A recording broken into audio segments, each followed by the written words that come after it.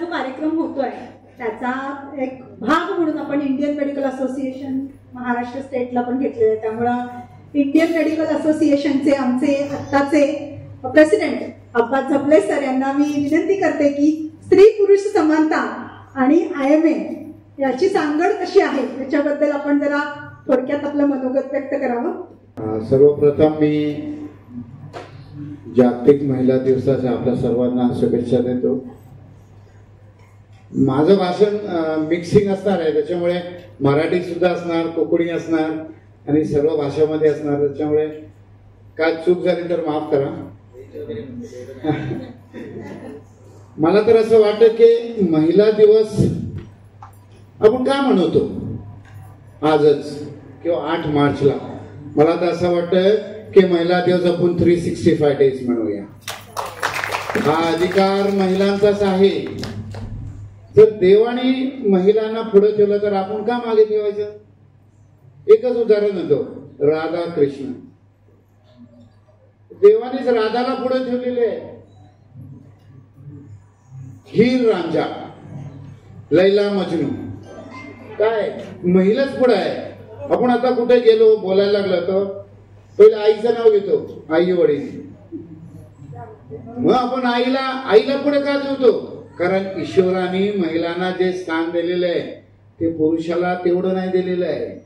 पण म्हणून आपण जे देवाने जे दिलेलं आहे की आईला पुढे ठेवा किंवा बायकोला पुढे ठेवा, तसंच आपल्याला करायला पाहिजे. पण आपण कुठेतरी मागे राहतो. आज मी तुम्हाला माझी गोष्ट सांगतो की क्लिनिक मध्ये किंवा डॉक्टरच्या इथं आपण महिलाच जातात की नाही मला मुलगा आहे किंवा मुलगी आहे. बघा, ही चुकी कोणाची आहे.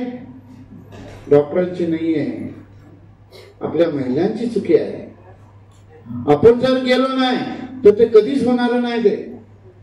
पण सरकारने एक चांगला नियम काढलेला आहे की जो असा करेल त्याला मोठी शिक्षा आहे.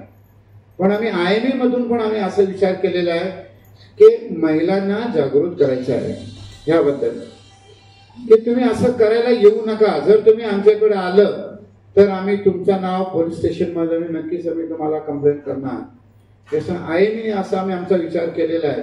दुसरी गोष्ट अशी आहे की आता आपण सगळे टीव्हीवर वगैरे बघतो की मुलींची छेड काढणे किंवा जे काय चाललेलं आहे आता ते कमी करायसाठी आम्ही चिपळूण IMAने आता की मी असा एक विचार केलेला आहे मॅडम की मुलींना कसं संरक्षण द्यायचं, म्हणजे ती स्वतःची कशी काळजी घेणार. समजा ती एकटी जाते कुठे, जर कोणी तिच्यावर अटॅक केला तर तिने आपलं कसं सेफ करायचं हे IMAने आता मी असा विचार केलेला आहे. तर पुढच्या महिन्यामध्ये आमची एक टीम येणार आहे IMA स्टेट मधून. ते पहिले आमच्या IMA डॉक्टर्सना ट्रेनिंग देणार आणि ती ट्रेनिंग झाली की आमचे IMA डॉक्टर्स कॉलेजेस आहेत किंवा शाळा आहेत आणि इथले संस्था आहेत जसे की रोटरॅक्ट या काही महिलांना आम्ही त्यांचा प्रशिक्षण देणार आणि ते आपण आपल्या गावात ऍक्च्युअली गरज असते, गावामध्ये असते गरज. गावांचे जे मुली असतात त्यांना काही माहिती नसते. मग आपण जे काम सुरू करायचं ते आपण गावात आपण सुरू करूया. जसं की आमच्या IMA मध्ये एक आहे की आओ गाव चले. तर त्याच्यामध्ये हा एक आपला एक पॉइंट राहणार आहे की जेव्हा आपण गावात जाणार तर सर्वप्रथम आपण म्हणायचं की मुलींना कसं आपण सेफ राहायचं हे आपण त्यांना प्रशिक्षण द्यायला पाहिजे. आणि हे IMA चिपळूणच्या वतीने आम्ही हे सुरू करणार आहोत. आज चांगल्या दिवशी मला ते सांगणार बरं वाटलं की आम्ही हा प्रोग्राम महिलांसाठी करणार आहोत. आणि आपण महिलांना आता माझी मिसेस इथं बसलेलीच आहे, मी तिला फ्री हँड दिलेलं आहे. कुठल्याही कार्यक्रमाला ती जाते, मी कधी तिला नाही म्हणत नाही. तिचे गेट टुगेदर असते तरीही तिला सांगते तुझा मी स्वतः पोचव, मी ड्रायव्हर म्हणून जातो, तिला आणायला पण मी जातो. ते म्हणजे असं ठेवायचंय की आपण महिलांना आपण आपल्या संघाती ठेवा. महिलांचा आणि पुरुष हे जे आहे ते तुम्ही शरीर इकडे बघू नका, पण महिला आणि पुरुष तुम्ही त्यांचा मेंदू चेक करा, दोघांचा सारखा आहे. तुमचं हृदय बघा, दोघांचा सारखा आहे, डोळे पण सारखे, सगळं सारखं. त्यांचा विचार करण्याचा पद्धत आहे. मी तुम्हाला सांगतो की मी जेव्हा शिकायला मॅडम मिरजेला गेलो होतो तेव्हा मी शनिवार रविवार मी इथे यायचो आणि सोमवार ते शुक्रवार मी मिरजला असायचो. पण सोमवार ते शुक्रवार माझा क्लिनिक कोणी सांभाळला? माझ्या बायकोनी सांभाळला, म्हणजे महिलांनी सांभाळलेलं आहे. आणि आज मी जे ऑर्थोपेडिशियन आहे ते तिच्यामुळेच आहे. म्हणून महिलांना आपण पुढे मी सगळ्यांना विनंती करेन की आपल्या महिलांना पुढे आणा. काही नाही, ते कमी नाही आहे, ते आपण त्यांना कमी समजतो, पण असं आपण कमी समजू नये. आणि जास्तीत जास्त आणि खरोखरच आज जसं की सरांनी सांगितले की विलियम्स आहेत किंवा चावला, विलियम्स अजून मला वाटतं स्पेस मध्येच आहे ते, पण आहे ना, हिंमत आहे ना. आता दुसरी कोण महिला असते तर काय झालं असतं, पण ही महिला आहे, त्या महिलाचं आपण आपल्या याच्यात धरून ठेवायचं की मला विलियम सारखं स्ट्रॉंग व्हायला पाहिजे. आपण महिलांनी आपण तसं जर विचार केला तर नक्कीच आपण कधी मागे पडणार नाही. मला आज या कार्यक्रमासाठी बोलवलं, मी कांचन मॅडमचा मी आभार व्यक्त करतो. आणि माझे 2 शब्द मी जे काय सांगितले ते सर्व महिलांनी ते आपल्या हृदयामध्ये ठेवा आणि त्याप्रमाणे वागा अशी मी विनंती करतो. थँक्यू. धन्यवाद डॉक्टर अब्बास जबले. खरोखरच त्यांनी अतिशय चांगल्या पद्धतीने नेमकेपणानं म्हणजे आयएमएची भूमिका काय आहे ते स्वतःच्या जीवनात कसं स्त्रीला सन्मान देतात हे त्यांनी सांगितलेलं आहे. आमच्या भाभीच्या चेहऱ्यावरचा आनंद आम्हाला दिसला. आणि मी थोडं मी पण मानसशास्त्र शिकलो ना सर, त्यामुळे मी त्यांचा चेहरा बघत होतो खरं बोलतात की नाही. तर तुमच्या चेहऱ्यावरती दिसले की खरोखरच ते तसे तुम्हाला स्वातंत्र्य त्यांनी दिलेलं आहे. आणि म्हणून जो बोले तैसा चाले त्याची वंदावी पावले असं आमचे अब्बास सर आहेत. Thank you very much sir. यानंतर आपण जाऊया. खरं तर महिला आणि बऱ्याचदा वादविवाद आणि त्यांच्या सुरक्षेचा प्रश्न येतो, त्यावेळेला महिलांना एक जागा असते ती म्हणजे पोलीस स्टेशन. त्यांनी आपल्या सुरक्षेसाठी तिथे हात द्यायचे असते, साथ द्यायची असते, 112 नंबर आणि इतर काही सुविधा त्यांच्याकडे आहेत. तर मी मेहर मॅडमला विचारेन की तुमच्या नजरेतून तुम्हाला आलेले अनुभव आहेत किंवा आताची वर्तमान परिस्थिती, समाज व्यवस्था यावरती तुम्ही आपलं भाष्य करावं. सर्वांना नमस्कार. आदरणीय व्यासपीठ आणि समोरील व्यासपीठ तर तसं माझ्यापेक्षा सगळेच असे कर्तृत्ववान आणि सगळेच असे थोर आहेत आणि समोर बसली आपल्या क्षेत्रामध्ये प्रत्येक जणच मोठे आहेत. मला वाटतं मी सगळ्यात वयाने कमी आहे आणि माझं पहिलंच असं एक चर्चासत्र आहे आणि ते फक्त झालं आपल्या डॉक्टर कांचन मॅडमवर. झालं असं होतं की आज सुट्टी होती पण तू मॅडमने खूप पोस्ट केलं की मॅडम या तुम्ही म्हणून. मला तर 4 महिन्यानंतर मी गावी जाणार होते, पण मॅडम म्हणलं ठीक आहे या. पण असं झालं त्याचा की मॅडम मला खूप फायदा झाला, इथं अनुभव खूप भेटले म्हणजे चांगले.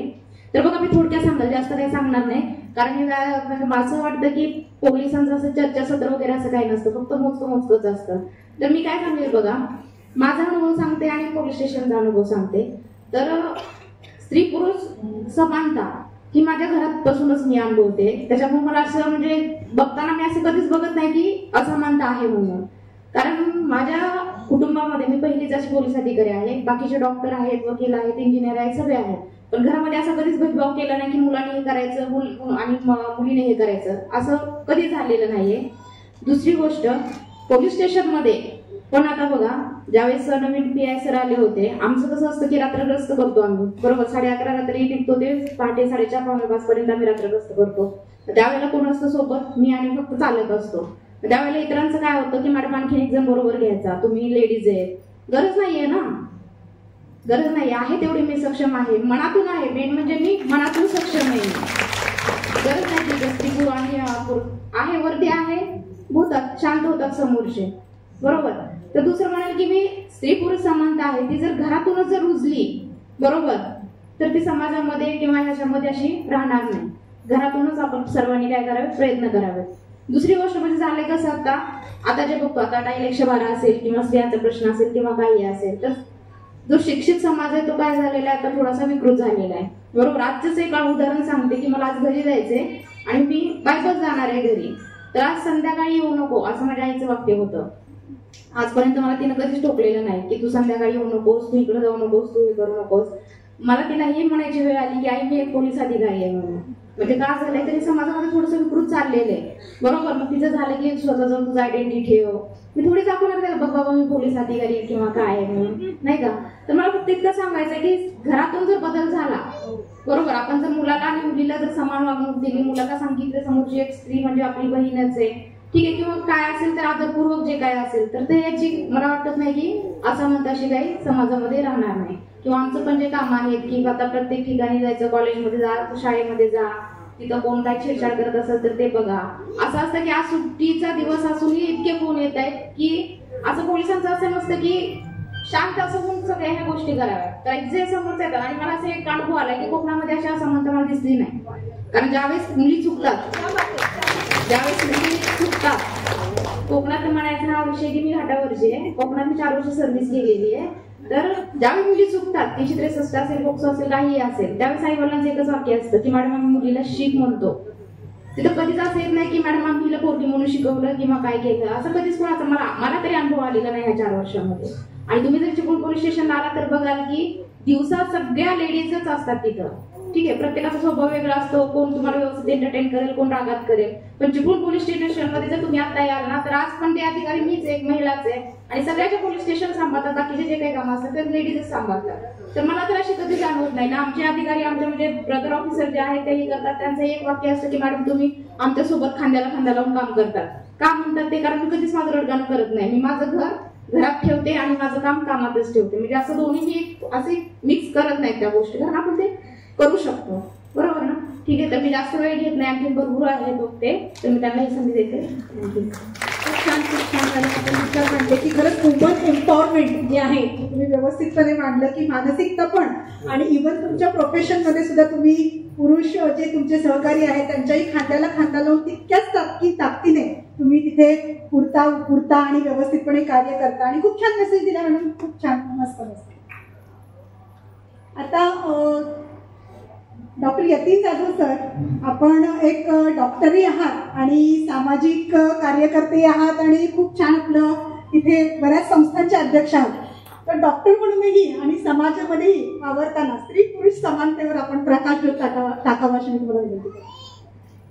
मला तुम्ही बसवलंय एका वकील आणि एका पोलिसाच्या मध्ये.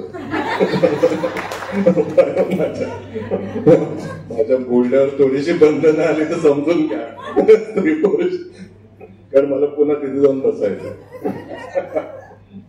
तर मुळात म्हणजे काय की मॅडम म्हणाला तसं माझं लहानपण कोकणात गेलं आणि सुदैवाने म्हणजे भारतामध्ये महाराष्ट्रामध्ये त्यातल्या त्यात कोकण, मुंबई, पुणे सुद्धा मी म्हणतो इथे खरंच स्त्री पुरुष समानता असमानता आमच्याकडे काही फार पाहिले नाही.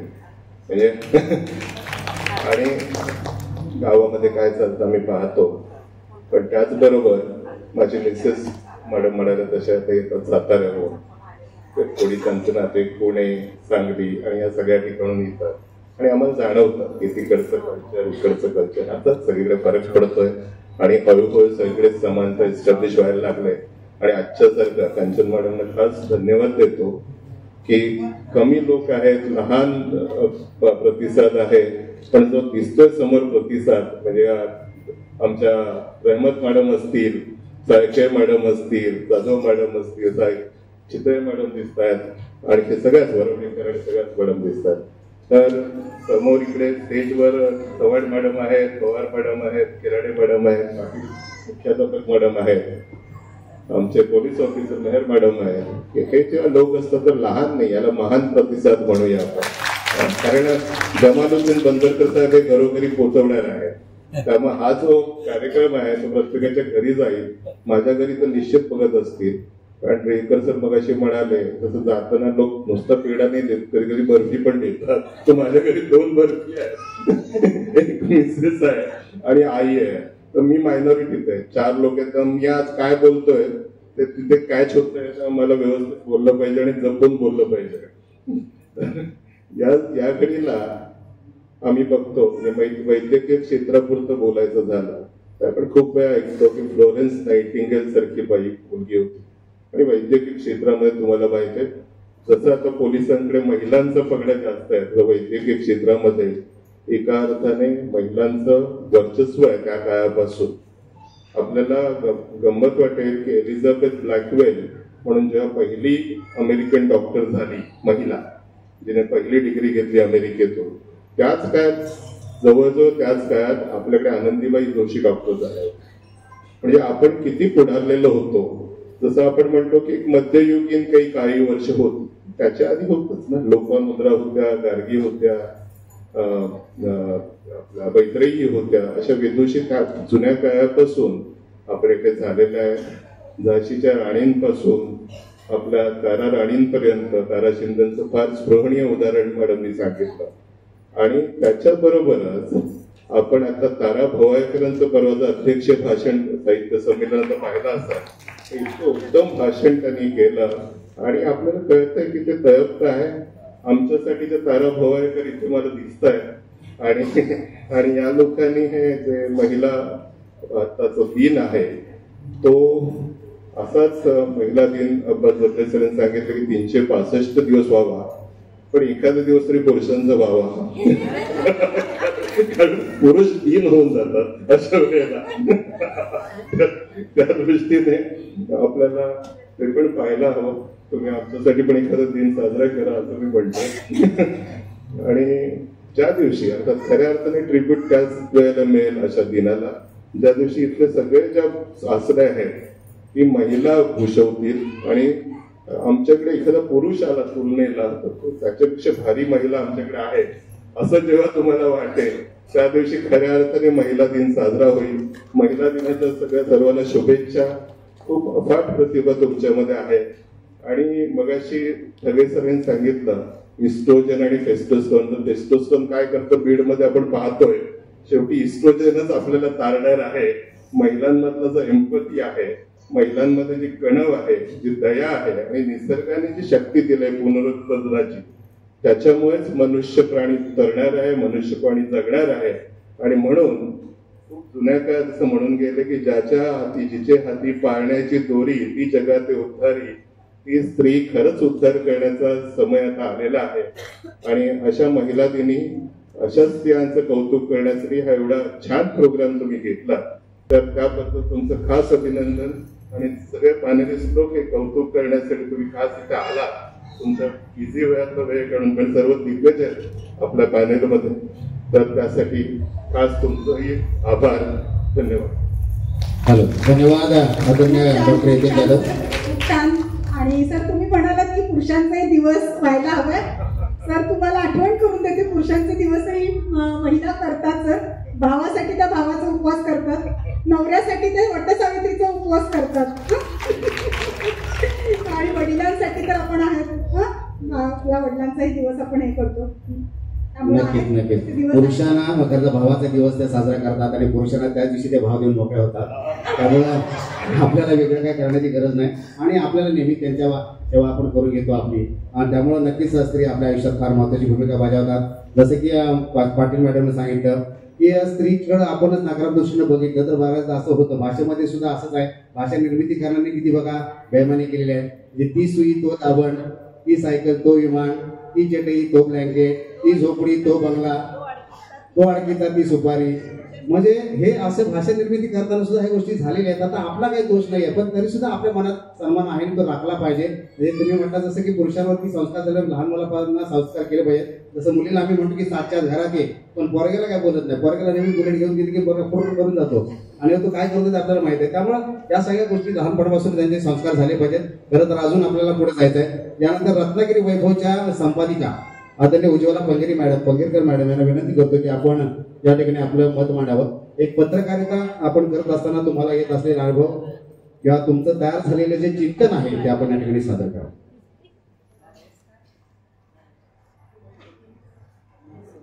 गेली 25 वर्ष मी पत्रकार क्षेत्रात आहे. मी नुसती पत्रकारिता करत नाही तर त्याचं ज्ञान घेतलंय. डिग्री, डिप्लोमा, मास्टर, मी PhD करते. तुम्ही एखादा विषय, मी पालकांना किंवा इथे महिला आहेत त्यांना एक सांगते, जेव्हा महिलांवर किंवा मुलींवर अन्याय होतो, कारण मी फील्डमध्ये फिरते, मी समाजातल्या प्रत्येक घटकांकडे जाते. जेव्हा एखादी अल्पवयीन मुलगी असते, त्या मुलीला जेव्हा दिवस जातात, ती 3 महिन्याची होते, 6 महिन्याची होते, ती जबाबदारी तिच्या आईची असते आपल्या मुलीकडे बघायची. ती जेव्हा गरोदर होते आणि मग ती तक्रार केली जाते की या पुरुषाने तिला फसवलं, मग त्या पुरुषाचा पोस्कोचा गुन्हा दाखल केला जातो आणि त्या पुरुषाला कमीत कमी 6 महिने त्याला जेलमध्ये टाकलं जातं. भले त्याची चूक असो नसो, ती दोघं लहान असतात, संमती असो नसो, म्हणून प्रत्येक घरातल्या महिलेने आपल्या मुलीकडे लक्ष दिलं पाहिजे. कारण प्रत्येक वेळी पुरुष चुकतोच असं नाही. कारण माझ्या अनुभवातून आहे. कारण जेव्हा आता परवा 4 दिवसापूर्वी आमच्या इथल्या एका शाळेत त्या शिक्षकाने मुलीला छेड काढली किंवा तिला काय मेसेज पाठवले, जेव्हा कोर्टात ही केस गेली तेव्हा त्या मुलीने सांगितलं की मला घेऊन ज्या लोक आली होती, महिला सामाजिक संघटना ज्या कार्यकर्त्या होत्या, त्यांनी सांगितलं म्हणून मी केस दाखल केली. त्या कोर्टात त्या मुलीचं किंवा त्या माणसाच्यावर कारवाई करायचं काहीच राहत नाही. जेव्हा आपण एखाद्या पुरुषाबद्दल तक्रार करतो ती ठामपणे केली पाहिजे आणि वस्तुस्थिती असली पाहिजे. आपल्या महिला आहेत, आपल्याला अधिकार आहे म्हणून अजिबात असं करू नका, कारण तुमच्या बरोबर त्या पुरुषाचंही आयुष्य खराब होतं. जेव्हा आपण एखाद्याबद्दल तक्रार करतो, आता तुम्ही राजकारणात घ्या, केराडे मॅडम पण आहेत, महिला एखादी राजकारणात पुरुषाबरोबर काम करते तेव्हा ती चॅप्टरच आहे, ती चालूच आहे. ती अरे ती बघ, तिला काही घरदार नाही, पोरं बाळ नाही, ती सगळीकडे गावभर फिरत असते. अरे पण तिला पण अधिकार आहे, तिला तिची महत्वाकांक्षा आहे, तिच्या क्षमता आहे, तिला ती पुढे गेलीच पाहिजे. कारण तिच्यात जर दार सांभाळून आज सगळ्या समाजातले अगदी झोपडपट्टीतली बाई असली तरी ती आपलं कुटुंब सांभाळते. असेल श्रीमंत घरातली असतील, कर्मचारी असतात, नोकर असतात, ती पण सांभाळते. पण तेवढ्याच पटीने आज झोपडपट्टीतली बाई पण जेवण करून कष्ट करून मुलांना सांभाळत असते. माझं असं म्हणणं आहे की एखादी समजा हिरोईन असेल, ऐश्वर्या राय घ्या, तिचं आणि अभिषेकचं काय चाललंय, पण आपण चर्चा करतो अरे ती चॅप्टरच आहे ऐश्वर्या, हिचे 4 हिरो झाले. अरे त्यांच्या पर्सनल लाईफ मध्ये काय घडलं काय नाही हे बायकांची चर्चा करतात. बायकांना माहिती नसतं की वस्तुस्थिती घटना घडताना 2 गोष्ट महत्वाच्या असतात. जेव्हा एखाद्या बाबतीत घटना घडते तेव्हा त्या 2 व्यक्तींना माहिती असते, तिसरा माणूस फक्त कमेंट्स करतो. मी आज कितीतरी पुरुषांबरोबर उठते बसते, मी अजिबात घाबरत नाही, कारण माझ्याकडे शिक्षणाचं शस्त्र आहे, मी त्यातलं ज्ञान घेतलेलं आहे, मी स्वतः वकील आहे, वकिली शिकले, LLM झाले. जेव्हा तुमची मुलं किंवा तुम्ही सक्षम असता शिक्षणामुळे तेव्हा तुम्हाला कोणाचाही आधार लागत नाही. कारण तुम्हाला तुमच्या कलेने किंवा तुमच्या शिक्षणाने पैसेही कमवता येतात आणि समाजात स्थान पण स्थापन करता येतं. त्यामुळे स्त्री पुरुष समानता हे तुम्ही मानायचंच नाही, आपण आपली ओळख निर्माण करायची. आज किती महिलांना देतात पुरुष चान्स? अजिबात देत नाहीत. राजकारण्यांचं घ्या, ज्याच्या घरात आमदार नवरा आहे तोच बायकोला पुढे घेतो, बाकी इतर कार्यकर्त्याला पुढे घेत नाही. किंवा ज्याच्या घरात आमदार खासदार आहे तो आपल्या मुलाला पुढे करतो. कार्यकर्ते तिथेच राहतात 25-30 वर्ष. तेव्हा आपण राजकारण किती करायचं, स्वतःचं अस्तित्व किती, स्वतःच्या मार्गाने आपली उन्नती किती करायची. आपल्याला संधी येते आयुष्यातली 25-30 वर्ष, पुरुष असो स्त्री असो, आपल्याला मिळालेली आहे देवाची. जोपर्यंत तुम्ही 30-40 वर्षापर्यंत स्वतःचं अस्तित्व तयार करत नाही, स्वतःची संपत्ती तयार करत नाही, स्वतःचं घर तयार करत नाही, तोपर्यंत शून्य असतं. स्त्री पुरुष समानता ही मानली तर आहे, मानली तर नाही. पण प्रत्येक स्त्रीने म्हणायचं आपल्याला परमेश्वराने कितीतरी रूप दिली. ती आई असते, मावशी असते, आत्या असते, काकी असते, आजी असते, बहीण असते. आज तुम्ही बघा, आज प्रत्येक घरात एकच मूल आहे. बहिणीचं महत्व पुरुषांना मुलाला कसं कळणार? आज बहीण म्हणजे काय, तिची संरक्षण कसं करायचं? आज तुमच्या घरातली प्रत्येक मुलं इंस्टाग्रामवर, सोशल मीडियावर काय बघत असतं? किती पालकांना माहिती आहे? मुलगा रडतो म्हणून 5 वर्षाच्या मुलाला आई मोबाईल देते, बाळ तू घे आणि एका बाजूला बस. आई आपली पार्टीला जाते, दिशा करते, टीव्ही बघते, कामं करते. पण तुमची मुलं काय बघतात? शिवाजी प्रत्येकाच्या घरात जन्माला यावा हे प्रत्येकाला वाटतं, पण तो शिवाजी निर्माण करण्यासाठी आई वडीलही संस्कार तेवढेच महत्वाचे आहेत. आज तुमच्या प्रत्येक मुलीला जगात प्रत्येक क्षेत्रात वाव आहे, पण तुम्ही तुमच्या मुलांना संस्कार द्या. त्यांना सांगा आधी शिक्षण घे, बाकी शिक्षणाशिवाय तू इतर गोष्टी करू नको. कर, तुला आयुष्य आहे, तू स्वतःचं अस्तित्व तयार कर, तुझं नाव कर, तुला भरपूर पैसे कमवायचे. मग ती विमान चालवणारी असो नाही तर बस चालवणारी असो, तुम्हाला आयुष्य एकदाच मिळतं, पण त्याचा पुरेपूर वापर करा. धन्यवाद. धन्यवाद मॅडम. अतिशय अभ्यासपूर्णतेने आपले विवेचन या ठिकाणी सादर केलेलं आहे आणि एक स्त्री कशी आहे याचं उत्तम उदाहरण आहे. जर अशा स्त्रिया येतील, जर बोलतील तर कळेल की हो, समाजामध्ये फार मोठी आशा आहे. आणि खरोखर मॅडम तुम्ही बोलता त्या गोष्टी बरोबर आहेत. स्त्रियांनी स्वतःला जर चांगल्या पद्धतीने स्वतःमध्ये जर पॉवर निर्माण केली, स्वतः जर त्या आत्मनिर्भर झाल्या किंवा मी स्वतः स्वयंसिद्ध आहे असं जर त्यांनी सांगितलं तर खरं तर समाजातले पुरुष सुद्धा थोडेसे मागे येतील आणि आपल्याला जे स्थान अभिप्रेत आहे ते मिळेल. त्यामुळे तुमच्यासारख्या महिलांकडूनच खऱ्या अर्थानं समाजाला दिशा प्राप्त होईल असं मला वाटतं. एकदा टाळ्या वाजवायला हरकत नाही. आवाज उज्ज्वल आहे, भविष्य उज्ज्वल आहे. मी यानंतर तुमच्या बाजूला माहिती द्या. आदरणीय सावंत मॅडम आहेत, ज्या जिल्हा परिषद माध्यमिक विभागाच्या शिक्षण अधिकारी आहेत आणि एक अधिकारी जर शिक्षण विभागाच्या त्या असतील तर महिला नक्कीच पुढे आहेत आणि त्यांच्या वतीनं आपल्या समाजाला एक दिशा मिळते. तर मी आपल्याला विचारतो की आपण आपलं मनोगत या ठिकाणी सादर करा. सर्वांना नमस्कार. सन्माननीय व्यासपीठ आणि जागतिक महिला दिनाच्या निमित्तानं हा जो आज कार्यक्रम आयोजित केला अशा मदार मॅडम, कारण महिलेची जी व्यथा आहे ती समजू शकते म्हणून कदाचित त्यांनी हा कार्यक्रम आयोजित केला असेल की या चर्चासत्रातून जे महिलांना कायदे असतील, न्याय असेल किंवा वेगवेगळ्या योजना असतील त्या त्यांना समजाव्यात म्हणून. मी शिक्षणाधिकारी म्हणून काम करते रत्नागिरी जिल्ह्यामध्ये. आमचे बंदरकर सर आहेत तिथे समोर, मुख्याध्यापक म्हणून त्यांनी काम केलेलं आहे. त्यांनाही माहिती आहे की काय अडचणी असतात एका पोस्टवरती काम करत असताना. पण या ठिकाणी एक माझा छोटासा अनुभव मला तुम्हाला सांगू वाटतो की माझं गाव हे खेडगाव होतं, एक मोहरे म्हणून पन्हाळा तालुक्यामध्ये, आणि लग्न झालं ते माझं 12वी नंतर झालं.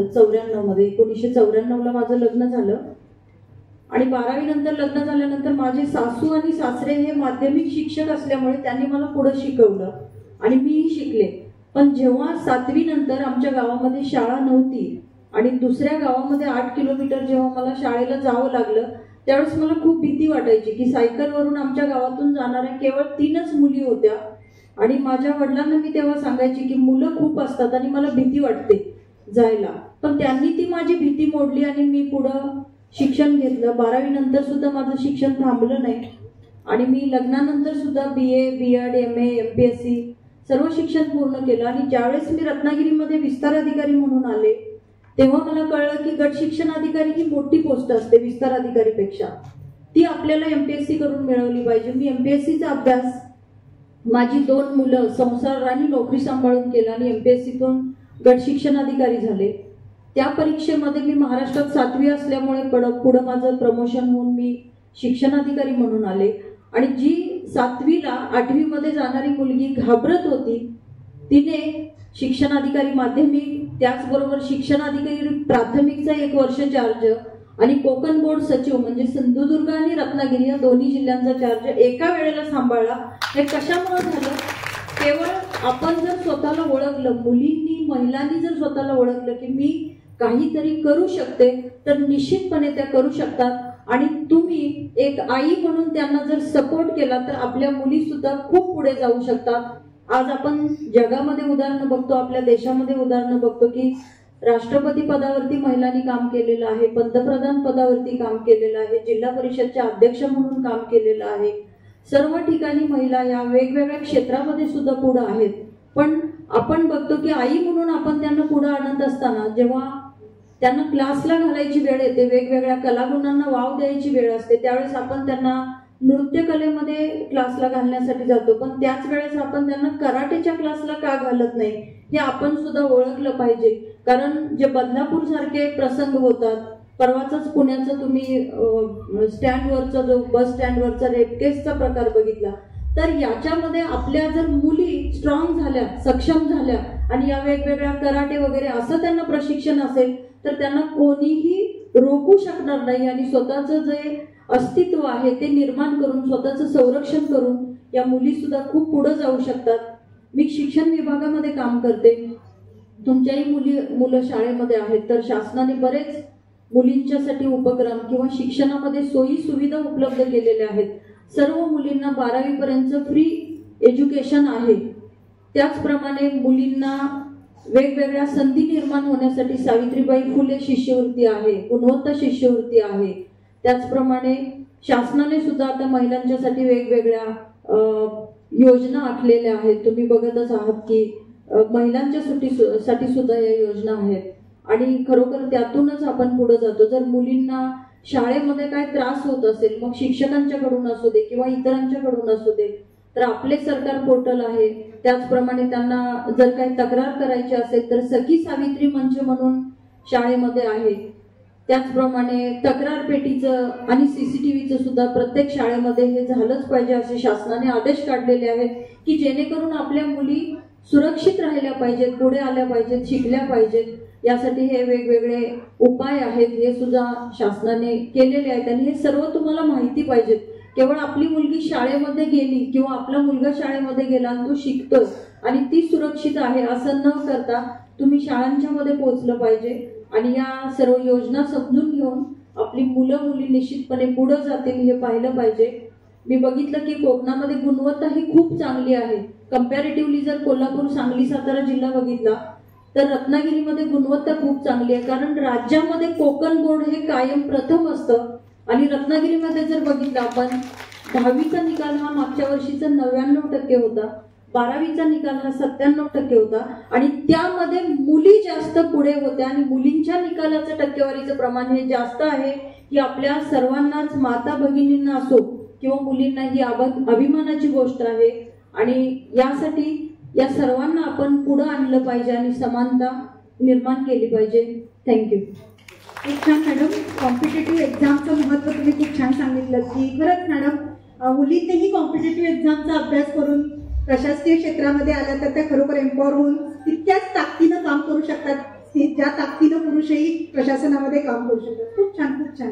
आणि योजनांचंही खूप छान तुम्ही सांगितलं, शासकीय योजनांचं गरज आहे ऍक्च्युली. खूप छान, खूप छान. धन्यवाद. भंडारे साहेब, खराडे मॅडम माहिती देऊया आपण. म्हणजे तुमचा नंबर यायला वेळ असा आहे, सांगतो तुम्हाला. चिरीवार केक तुमचं शेवटी ठेवणार आहे. योगेश भंडारे शेवटी बोलतील. आता आपण खेराडे मॅडमकडे जाऊया, ज्यांनी चिपळूणचं नगराध्यक्षपद अत्यंत प्रभावीपणे सांभाळलेलं आहे आणि आता सुद्धा त्या सामाजिक कार्यामध्ये सक्रिय आहेत. मला वाटतं चिपळूणमध्ये नगराध्यक्ष झालात तुम्ही आणि त्यावेळेला मला वाटतं जनतेतून नगराध्यक्ष निवडून येण्याची पहिलीच वेळ होती आणि तुम्ही ते सिद्ध केलं की नारी शक्ती काय असते आणि आपण खूप चांगल्या पद्धतीने ते पद सांभाळलेलं आहे. परंतु वर्तमान समाज व्यवस्थेमध्ये तुम्ही जेव्हा समाजात फिरता, घराघरात जाता, स्त्रियांशी संवाद साधता, पुरुषांशी संवाद साधता, काय तुम्हाला वाटतं, काय तुमचं चिंतन आहे? नमस्कार. सर्वप्रथम मी डॉक्टर कांचन मॅडम यांचं मी खरंच अभिनंदन करते आणि आभारी व्यक्त करते. खरंच हा स्तुत्य उपक्रम घेतलाय आणि नावही अपराजिता दिलाय. खरंच स्त्रियांना अपराजिताचंच नाव दिलं पाहिजे, कारण कारण भूमी मातेची उपमा दिलेली आहे. खरं तर भारतीय स्त्री ही कधी अब्राच नव्हती आणि म्हणूनच या भूमीला सबळ स्त्रियांचा इतिहास लाभलाय असं मला वाटतं मॅडम. खरं तर ती स्त्री एक खमकी आहे, शूर आहे, तडफदार आहे, कर्तबगार आहे, व्यावहारिक आहे आणि म्हणून ती संसार असा चालवते. आता तुम्ही राजकारणाच्या क्षेत्रात बोलायला सांगितलं म्हणून तो विषय आता मी काढते. थोडं सांभाळून घ्या बंडाकडे, कारण इथे पत्रकार माझ्या बाजूला बसले, यांना फार सांभाळावी लागते. गेल्या 20 वर्षात, राजेंद्र कुमार शिंदे सुद्धा स्वागत आहे तुमचं. गेल्या 20 वर्षात म्हणजे मला बघितलं तर गेल्या 20 वर्षात महिलांचा राजकारणातील सहभाग लक्षात घेता तर तिला स्वतःला सिद्ध करण्यासाठी अनेक संकटांना सामोरं जावं लागतं, संघर्षांना सामोरं जावं लागतं, झगडावं लागतं, तिची अवहेलना केली जाते, तिचा अपमान केला जातो आणि हे सगळं सहन करत असते. परंतु ती सक्षम असते, ती सिद्ध करून दाखवतेस. कारण तिला हा बॅलन्स राखताना जेव्हा राजकारणात असते तेव्हा तिला एक संसार असतो, तिला एक कुटुंब व्यवस्था सांभाळायला लागते, तिचा व्यवसाय असतो आणि हे सगळं तिला त्यामध्ये समतोल राखावा लागतो. आणि हा समतोल राखताना तिच्यात काहीतरी एक क्षमता आहे म्हणून ती राखते. खरं तर तिचं खच्चीकरण केलं जातं. टीका करणं सोपं आहे साहेब, बरोबर आहे ना? टीका करणं एक शस्त्र आहे स्त्रीवर. कारण राजकारणात स्त्री जरा मोठी व्हायला लागली तर तिच्यावर एकच शस्त्र वापरलं जातं की ती टीका. म्हणजे तिचं मनोबल खच्चीकरण करणे, तिचं खच्चीकरण करणे, जेणेकरून ती कुठेतरी पाठीमागे वळेल. पण नाही, ती सक्षम आहे. आणि म्हणूनच आज स्त्री आणि पुरुष समानता ही काळाची गरज आहे.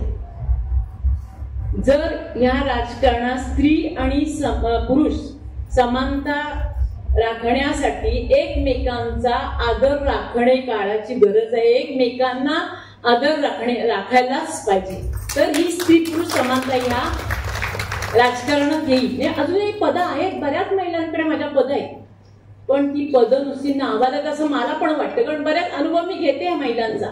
तिला खूप काही बरंचसं करावं असं वाटतं, पण तिला खेचलं जातं.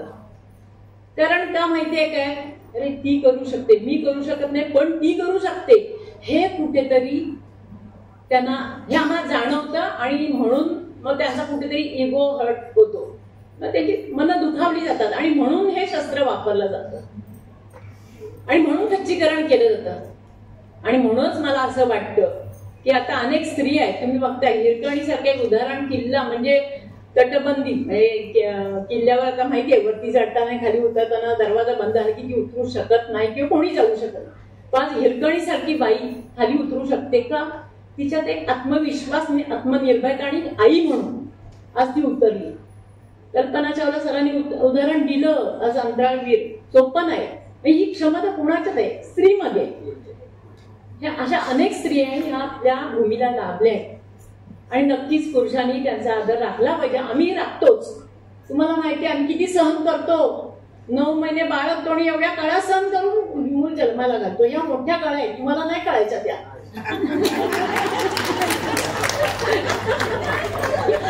म्हणून स्त्रीमध्ये किती शक्ती आहे ती बघा, आणि त्या हिशोबाने त्याला एक आदर राखा. खरं तर स्त्री पुरुष समानता राखण्यासाठी दोघांनाही, स्त्री आणि पुरुषांना दोघांनाही समान हक्क, समान संधी आणि समान आदर राखायलाच पाहिजे. तरच सध्याच्या काळात या राजकारणात स्त्रिया आत्मविश्वासाने आणि आत्मनिर्भरतेने वावरतील, आणि चांगला उत्तम निर्णय, बंधारे साहेब, उत्तम निर्णय घेण्यासाठी या पुरुषांचा पण सहभाग पाहिजे, कारण त्यांना उत्तम निर्णय घेण्याची क्षमता असते, पण ह्यांचा सुद्धा सहभाग पाहिजे. साहेब तुम्ही आमच्या पाठीशी, एक यशस्वी पुरुषाच्या पाठीमागे स्त्री असते ना मॅडम, मग तुम्ही आमच्या पाठीमागे राहा ना, जर आम्ही पुढे जाऊ. नक्कीच मला असं शेवटी सांगावं असं वाटेल की स्त्री पुरुष समानता या राजकारणात राखायची असेल, बॅलन्स राखायचा असेल तर समान दोघांनी हक्क पाहिजे, संधी दोघांनाही पाहिजे, दोघांनी एकमेकांचा आदर राखायला पाहिजे. आणि शेवटचं एक सांगेल, मॅडम म्हणाल्या, आमच्या पत्रकार मॅडम उज्ज्वलाताई, ती खरंच म्हणजे पुरुषांचा दोष नसतो, पण मला एवढं शेवटी जाता सांगेन, स्त्री पुरुष समानता आहे, पण स्त्री ही स्त्रीच असते हे विसरू नका कदापि. कारण आई वडिलांनी आपल्याला संस्कार दिले, आपण कितीही मोठ्या होऊ, जगाच्या वरपर्यंत पोहोचू, अगदी मोठ्या पदावर पोहोचू, पण जे संस्कार दिले त्या संस्काराची शिदोरी सदैव आपल्या सोबत ठेवा, तर तुमच्या त्या मोठेपणाचा फायदा होईल अखंड समाजाला, हे लक्षात ठेवा. आणि खरंच आज इथे आम्हाला सहभागी करून घेतलं, आमचे विचार ऐकले त्याबद्दल धन्यवाद. पुन्हा एकदा सगळ्या माझ्या भगिनींना मनपूर्वक शुभेच्छा दे, माझ्या या बंधूंना सुद्धा शुभेच्छा. धन्यवाद मॅडम. खरं तर तुम्ही हळूहळू मध्ये दम सुद्धा दिलेला आहे आपण, तेवढं आम्ही समजू शकतो. पण खरं आहे, तुमच्या काळात तुम्ही लावलेला लढा, तुम्ही सोसलेल्या काळात तुम्ही लावलेल्या लढा, त्यातूनच फुलला समाजाचा माळा, आणि आम्ही ते स्वीकारतो, म्हणून तुमच्या बाजूला बसण्याचं धाडस करतो. मॅडम आता भांडाकडे म्हटले की तुम्ही म्हटलात की एका पुरुषाच्या मागे स्त्री असते, तसे स्त्रीच्या मागे पुरुष असायला पाहिजे. ते म्हटले आता बाजूला उद्यापासून मागे बसेल. त्यामुळं नक्कीच म्हणजे तुम्ही बऱ्यापैकी तयार झालेला आता, हे मला तुमच्या आजच्या भाषणातून, तुमच्या मनोगतातून, मी पूर्ण आता म्हणत नाही, कारण माणूस कुठलाच पूर्ण नसतो, थोडीशी जागा शिल्लक ठेवली पाहिजे. पण तुम्ही सुरुवातीपासून आतापर्यंत तुमची मी अनेक मनोगत ऐकलेत, पण आज तुम्ही परिपक्व अगदी चांगल्या पद्धतीने या ठिकाणी मांडणी केलीत, आणि तुमच्या भावना आमच्यापर्यंत पोहोचल्या आणि ज्यांच्यापर्यंत पोहोचायच्या त्याच्यापर्यंत पण पोहोचल्या, त्यामुळे धन्यवाद. यानंतर खरं तर पुरुषांपैकी भांडागळेच आहेत, म्हणून मी शेवटी तुम्हाला ठेवणार आहे. फक्त मध्ये मध्ये तुम्हाला सांगते की तुम्हाला बोलायचं आहे. हा मॅडम, वकिली पेशा म्हटलं की आपल्याला थोडीशी भीतीच वाटते, कारण वकिली पेशामध्ये भरपूर दिवस लागतात निकालाला आणि मी स्वतःही एक वकील आहे, म्हणून परखडपणे तुम्ही वकिली पेशात तुम्हाला स्त्री पुरुष समानता, कारण संविधान आपलं सांगतं स्त्री पुरुष समानता, त्यामुळं इक्वॅलिटी, मी मगाशी माझ्या भाषणातही म्हटलं, equality before law and equal protection of law. तुम्ही जरा प्लीज याच्यावर तुमचे विचार मांडावेत अशी मी विनंती करते तुम्हाला. धन्यवाद. सन्मान्य व्यासपीठ, इथे उपस्थित सगळे सन्माननीय. कांचन मॅडमचा कार्यक्रम म्हणजे कधीही चुकू नये असाच असतो खरं तर, कारण त्यांच्या कायम एक वेगळीच इनोव्हेटिव्ह कल्पना त्यांच्या डोक्यातून येत असतात. त्याच्यापैकी ही आजची कल्पना आहे. खरं तर मगाचपासून आपण खूप छान छान विचार ऐकतोय. मी माझ्या अँगलनी कसं ह्या जेंडर इक्वेशनकडे पाहते हे मी बोलणार आहे थोडक्यात. आणि त्याच्यात सगळ्यात महत्वाचे घटक म्हणजे संस्कार आणि मानसिकता. हे दोन फार महत्वाचे घटक आहेत. मगाशी म्हणाले आपले खेरडकर साहेब की 7च्या घरात असा जसा मुलींना सांगितलं जातं किंवा मुलींवरती जे स्पेसिफिक मुलगी म्हणून संस्कार केले जातात, तिच्या संस्कार तिच्यावर करण्यासाठी खूप एफर्ट्स घेतले जातात, त्याप्रमाणे मुलांना संस्कार देण्यासाठी सुद्धा खास एफर्ट घेण्याची गरज आहे. आपण आजकालच्या होणाऱ्या गुन्ह्यांवरनं बघतोय की मुलगी ही तुझी घरातली असणारी बहीण ही देखील एक मुलगी आहे, तुझी आई हे देखील एक स्त्री आहे. स्त्री म्हणजे फक्त एक शरीर म्हणून तू बघू नकोस की तू तुझ्या घरातल्या असणाऱ्या स्त्रिया त्यांना जसा सन्मान देतोस तशी सन्मान हा समोरच्या आपल्या समाजात वावरणाऱ्या आपली कलिग असेल, आपली मैत्रीण असेल किंवा आपल्या बरोबर वावरणारी स्त्री असेल तिला देखील दिला पाहिजे. आणि ही आपली जबाबदारी आहे की आपण आपल्या मुलांना कसे संस्कार देतो. दुसरा महत्वाचा घटक म्हणजे मानसिकता. मी आज फार परखडपणे ते सांगू इच्छिते. मानसिकता ही बदलणे ही काळाची गरज आहे. कायदे भरपूर आहेत, स्त्रियांच्या प्रोटेक्शनसाठी खूप सारे कायदे आहेत, पण ते नुसते कायदे कागदावर असून त्याचा काहीही उपयोग नसतो. तर मानसिकता जी आपल्यामध्ये आहे ती बदलणे आणि मुख्यत्वे करून मी सांगू इच्छिते की मुळात महिलांनी आपली मानसिकता बदलली पाहिजे. प्रत्येक ठिकाणी शिबिरांना किंवा मी जेव्हा आमच्या ह्याच्या माध्यमातून जेव्हा फिरत असते किंवा जातो आम्ही गावामध्ये किंवा शाळांमध्ये किंवा कॉलेजेसमध्ये लेक्चर देण्यासाठी, तर मला असं जाणवतं की मुलींच्या मानसिकतेमध्येच बदल किंवा स्त्रियांच्या मानसिकतेमध्येच बदल होणे हे बेसिक गरजेचं आहे. मग सुरुवातीला सपना म्हणाले की आपण आपल्यासाठी एकत्र येणं ही आता काळाची गरज आहे. आपण जेव्हा सोसायटीत वागत असतो त्या आपल्या बरोबर जेव्हा स्त्री वागत असतो तिच्या बरोबर आपण कंपॅरिझन आपली न करता आपण तिला प्रत्येक वेळेला आपल्या मदतीचा हात पुढे दिला पाहिजे जर तिला कुठली अडचण येत असेल तर. आमच्याकडे केसेस येतात त्या बऱ्याचदा आपण आता पोटगीच्या केसेस किंवा अशा ज्या येतात ते मी प्रत्येक ठिकाणी सांगते की पहिलं नाव कुठलं असतं माहितीये का 498च्या केसेस. नवऱ्याचा नाही होत असा काही त्रास, पण माझी सासू जास्त त्रास देते का, ह्याच्यावर आपण महिलांनीच आपले ते खूप जबाबदारी प्रत्येक क्षेत्रात खूप ऑर्गनायझेशन मध्ये काम करण्याचे आहे. म्हणून मी हे आपल्या माध्यमातून जागरूकता व्हावी म्हणून मी खास परखडपणे सांगू इच्छिते की का असं होतंय हे प्रत्येक महिलेनं अंतर्मुख करून विचार करण्याची गोष्ट आहे. नवऱ्याचं नाही ते आमचं तसं होत जाते, पण सासू खूप बरी त्रास देते आणि पहिलं नाव सासूच असतं. आणि हे जेव्हा बदलेल तेव्हाच 8 मार्च आपण योग्य पद्धतीनं साजरा करू आणि ही समानता जी समाजामध्ये येईल. आणि हे खरोखर आहे की आणि मी मगाशी जसं म्हटलं की खूप कायदे आहेत, पण कायद्यांचा वापर आपण कसा करावा.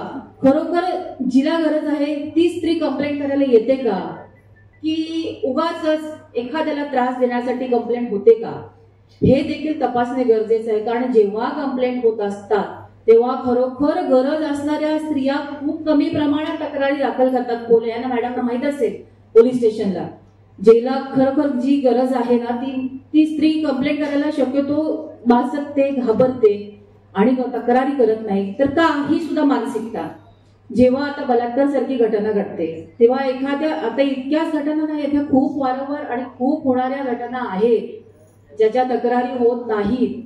असं का होत नाही, तक्रारी का होत नाही. जर वेळच्या वेळी तक्रारी वेळेमध्ये झाल्या तर खरोखर त्या गुन्हेगाराला शासन होण्याची पर्सेंटेज वाढतं. कारण जर एखादा गुन्हा घडतो बलात्कार सारखा तर तुम्ही लगेच मॅडमना माहित असेल लगेच तक्रार नाही दिली तर त्याच्यासाठी आवश्यक असणारे जे मेडिकल एव्हिडन्स असतात ते आपल्याला मिळू शकत नाही.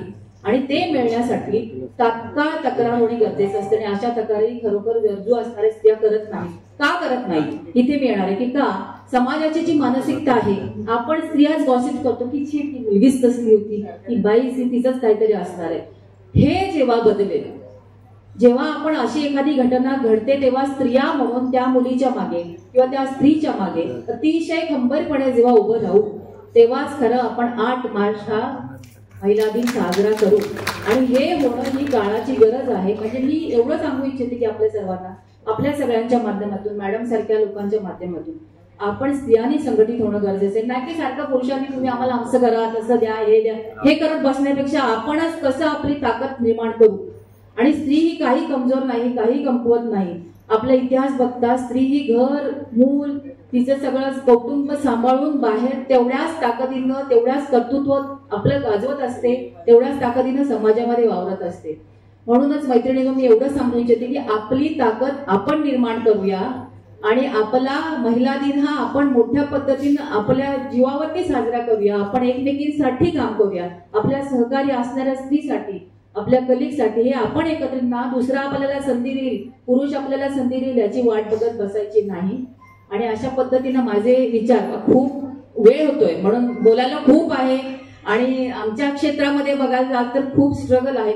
आता ह्या क्षेत्रामध्ये आपल्या वकिली पेशामध्ये सुद्धा खूप जण डिग्री घेतात, पण कोर्टासमोर काम करणे किंवा एखाद्या केस लढवणे, एखाद्या आपल्या पक्षकारासाठी स्वतः झटणे, ह्याच्यात स्त्रिया खूप मागे राहतात. का तर त्यांना वाटतं की मला हे जमेल का, मी एखाद्याची बाजू व्यवस्थित मी काम केलं तर तो आरोपी सुटेल का, एखाद्याला फाशी तर नाही होणार. हे जो आपल्यामध्ये न्यूनगंड असतो तो काढून बाजूला करणे आणि परखडपणे आपल्या क्षेत्रात आपण काम करणे.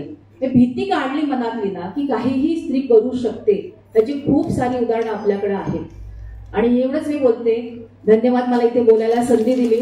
थोडक्यात खूप विषय बोलायचे आहेत पण थोडक्यात मी माझे मत मांडण्याचा प्रयत्न केलेला आहे. धन्यवाद मॅडम.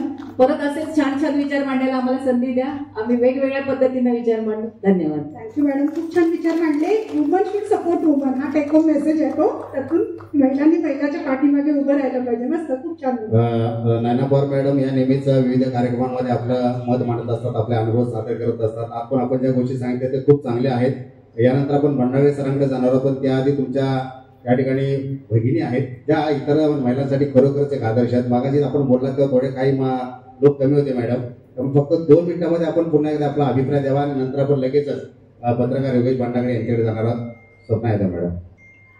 बघा, आपण मगासपासून सगळ्यांचे विचार ऐकत गेलो आणि एक एक मुद्दे असे छानपैकी खुलत गेले. मला इथे एकच मुद्दा मांडायचा आहे. बघा, डॉक्टरांचे विचार त्यांच्या डॉक्टर विज्ञानाशी जोडलेले आहेत. शिक्षक असू देत, ते इथे शिक्षणाधिकारी असू देत, ते त्यांच्या व्ह्यूने बघतायत किंवा राजकीय, आता खिराडे मॅडम राजकीय दृष्टीने बघतायत, डॉक्टर त्यांच्या दृष्टिकोनातून बघतोय. एक स्त्री म्हणून मला इथे वाटतंय की आपण आपले दृष्टिकोन हे प्रत्येकाच्या व्ह्यू मधूनच, पण शेवटी त्याचा एक गाभा एक स्त्री असा आहे आणि तो गाभा महत्वाचा आहे. आता नैना माझी मोठी बहीण आहे आणि मी 2 नंबर बहीण आहे. थोडक्यात सांगायचंय की 2 बहिणी एका स्टेजवर इतक्या ताकदीने आपापले विचार मांडतात, तर ही खरी महत्वाची आहे. कारण हे यातून सिद्ध होते की एखाद्या घरात आपल्या स्त्रियांना किती महत्व दिलं जातंय किंवा शिक्षणाचं ज्ञान त्यांना उपलब्ध करून एक व्यासपीठ निर्माण करणं. तेच वडील जर नसते किंवा ती आई नसती तर अशा पद्धतीने हे विचार पुढे येणार नाहीत. आणि पुढे जाऊन मला असं सांगायचंय की आम्हाला दोघींनाही एकच कन्या आहे, म्हणजे स्त्रीची भूमिका, म्हणजे तिने जर चांगला विचार केला तर त्याचा काय रिझल्ट असतात. कारण आम्ही एका मुलावर का थांबलो, कारण आपण विचार करतोय की प्रत्येक स्त्री विचार करते की मला एक मुलगा हवाय, का तर माझं कुटुंब पुढे जाणार आहे. पण आम्ही विचार केले की मला एक स्त्रीच हवी, कारण जो विचार किंवा जे गुणधर्म जे स्त्री पुढे नेऊ शकते तो मला वाटत नाही की तो मुलगा नेऊ शकतो. आणि काळाची आता गरज आहे की आपल्या मुलीला आपण मुलांच्या बरोबर किती सक्षम उभं करतोय. आणि मला अभिमान वाटतो एवढाच की माझी मुलगी आता अजून 1-1.5 वर्षाने डॉक्टर होणार आहे आणि तिची मुलगी त्याच पद्धतीने शिक्षण घेऊन पुढे होईल. म्हणजे हे आदर्श काय असतो ते नक्कीच आम्ही इथे घालून दिलेला आहे आणि इथल्या प्रत्येक वक्त्याने त्या आदर्शाचा मला वाटतं तो एक आदर्श पुढे नेलेला आहे. तर मला एवढंच सांगायचं आहे की आपणही अशा पद्धतीने विचार करून स्त्रीला कमी नाही समजलं पाहिजे. इथे सांगावं असं वाटतं की मगाशी जबले सर बोलले की आम्ही स्वतः ट्रेनिंग घेणार आहोत मुलींना पुढचं कसं आपण संरक्षण कसं करावं त्या बाबतीतलं. नक्कीच आमचाही असाच विचार आहे की वाशिष्ठी डेअरी किंवा चिपळूण नागरिक पतसंस्थेच्या माध्यमातून ज्यावेळी सामाजिक बांधिलकीचे उपक्रम महिलांसाठी घेतले जातात तेव्हा अशा पद्धतीचे उपक्रम आमच्यातर्फेही राबवले जातील आणि राहिलं पाहिजे. आणि शेवटी मी मित्र असल्याचा फायदा घेतला आणि त्यांना म्हटलं जरा थांबा, पण तुम्हाला शेवटी ठेवलं याचा सुद्धा फायदा तुम्हाला होणार आहे, मला गेल्यानंतर तुम्ही सांगणार आहात. आता सगळ्यांचं तुम्ही ऐकलेलं आहे, तुमच्या इथं मेमरीमध्ये सगळं आलेलं आहे. त्यामुळे तुम्ही आता तुमचं जे मत आहे, तुमच्या पत्रकारितेचा अनुभव आहे, कला क्षेत्राचा अनुभव आहे, सामाजिक जो आपला अनुभव असतो तो आपण या ठिकाणी व्यक्त करावा आणि स्त्री पुरुष समानता या विषयावरती आपण भाष्य करावं. धन्यवाद शाहिद भाई. सगळ्यात शेवटी मला बोलायला दिलंय, त्यातही जी व्यासपीठावर सगळी मंडळी आहे ती त्या त्या क्षेत्रातली मोठी आहे. मी माझ्या क्षेत्रात त्या तुलनेत वयानं आणि अनुभवानं छोटा आहे, तरीही कांचन मॅडमने मला या ठिकाणी व्यक्त होण्याची संधी दिली. एका वेगळ्या उपक्रमाचं त्यांनी आयोजन केलं, त्याबद्दल त्यांना धन्यवाद देतो. तमाम महिलांना महिला दिनाच्या शुभेच्छा देतो. मी माझं मत व्यक्त करतोय, कुणाला पटेल कदाचित माझे विचार पटतील किंवा पटणार नाहीत. जे चांगलं वाटेल ते तुम्ही घ्या, जे काही चुकीचं असेल ते माझ्या अल्पबुद्धीचं आहे असं समजून मला परत द्या. आपल्याकडे काय झालं माहितीये का, आजकाल वेगवेगळे डेज चालू असतात. व्हॅलेंटाईन डे असतो, वसुंधरा दिवस असतो, चॉकलेट डे असतो, महिला दिवस असतो, महिला दिन असतो. हे कुठनं आलं मला काही कळत नाही, बहुतेक ते परदेशातनं आलं असावं. मला असं वाटतं की आपण नदीची पूजा करतो, महिलांची पूजा करतो, त्यांचा सन्मान करतो, मग महिला दिन हा एकच दिवस का साजरा करायचा? महिलांना आपण रोजच सन्मान देऊया, त्यांची रोजच पूजा करूया ना. त्याच्यासाठी एक दिवस कशाला? मग असे कोणीतरी म्हणलं की जबले डॉक्टर म्हणले की महिलांचा सन्मान 365 दिवस व्हायला हवा. खरं तर आपल्याकडं महिलांना पूर्वीपासूनच सन्मान दिलेला आहे. तिला देवीचं रूप मानलेलं आहे, मातेचं रूप मानलेलं आहे, बहिणीचं रूप मानलेलं आहे. इतकंच काय तर तिला कुशल वास्तू कारागिरी म्हणलेलं आहे. म्हणजे काय तर समाज बांधणीची जबाबदारी किंवा समाज बांधणीचं मोठं काम ही महिलाच करते. त्यामुळे महिलेला आधीपासूनच आपल्याकडे पूजनीय मानलं गेलेलं आहे. त्यामुळे असं नाहीये की कुठेतरी महिलांना आपल्याकडे कमी सन्मान दिला जातो वगैरे, असं कुठेही नाहीये. त्यामुळे मी मूळ मुद्द्यावर येतो की सगळेच मगापासून म्हणतात की स्त्री पुरुष समानता हवी, स्त्री पुरुष समानता हवी. कशी असेल समानता? या विश्वामध्ये कुठल्याही दोन्ही गोष्टीमध्ये समानता नाही. दोन पुरुष जरी असतील, शाहिदभाई असतील, मी असेल, तरी आमच्यात समानता नाही आहे. मग स्त्री पुरुष समानता येईलच कशी? दोघांची शरीर रचना वेगळी आहे, दोघांची कामं वेगळी आहेत, दोघांना दिलेले परमेश्वराने जे काही दिलंय ते सगळं वेगळं आहे. मग समानता येईलच कशी या दोन मध्ये? मग आपण कशाला वाद घालतोय एकमेकांमध्ये? पुरुष आणि स्त्री असा तुम्ही भेदभाव करतायच कशाला? तुम्हाला कशाला हवे समानता? समाज जर चालायचा असेल तर स्त्री आणि पुरुष हे एका रथाची दोन चाकं आहेत, ती दोन्ही व्यवस्थित चालली पाहिजेत. एक चाक छोटं असेल तर तो रथ चालेल का? त्यामुळे स्त्री पुरुष समानता असं म्हणण्यापेक्षा तुम्ही उत्तम शिका, तुम्ही उत्तम स्त्री बना ना. एक उत्तम स्त्री आणि एक उत्तम पुरुष अशी जर दोन रूपं असतील पुरुष आणि महिलेची, तर हा समाज आपोआपच मोठा होईल आणि आपोआपच चालेल ना चांगला. मग त्याच्यासाठी आपण दोघांनी एकमेकांच्या स्त्री पुरुष समानता याच्यासाठी भांडण्यापेक्षा सन्मान आपण एकमेकांना देऊया ना. आपण थोडा शब्द बदलूया ना.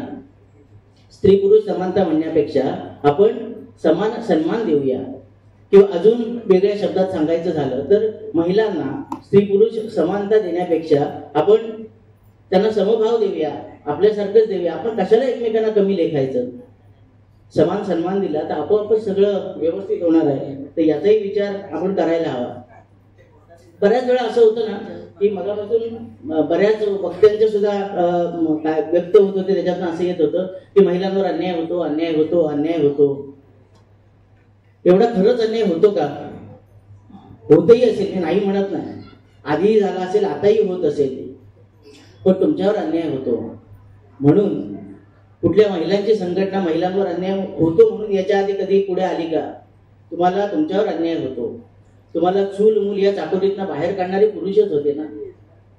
डॉक्टर बाबासाहेब आंबेडकर असतील किंवा महर्षी धोंडो कर्वे असतील की ज्यांनी विधवेशी पुनर्विवाह केला, बरोबर की नाही? किंवा अगदी सावित्रीबाई फुले असतील. सावित्रीबाई फुलेंना शिक्षण महिलांना द्यावं म्हणून त्यांच्या पाठीमागे उभे राहणारे हे पुरुषच होते ना, ज्योतिबाच होते ना. आनंदीबाई जोशी पहिल्या महिला डॉक्टर झाल्या, बरोबर ना?